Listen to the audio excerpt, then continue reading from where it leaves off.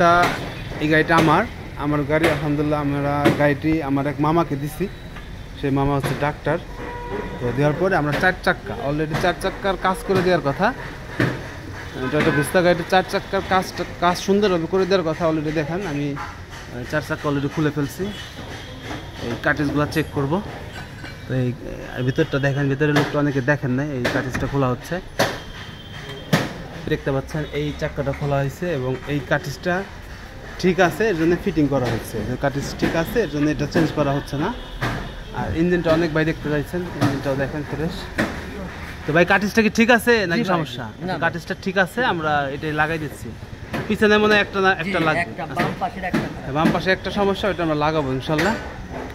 তো ভিতরের লোকটাও দেখেন, ভিতরের লোকটা অনেক ফ্রেশ, সেদিন আরুন থেকে শপিং করছি। তো এই গাড়িটি বানানো হয়েছে, আমরা টুকিটাকি কাজকাম করে আমরা গাড়িটি ডেলিভারি দেবো ইনশাল্লাহ। সকলের সুস্বাস্থ্য দীর্ঘায়ু কামনা করছি, ভালো থাকবেন। আসসালামু আলাইকুম রহমতুল্লাহ।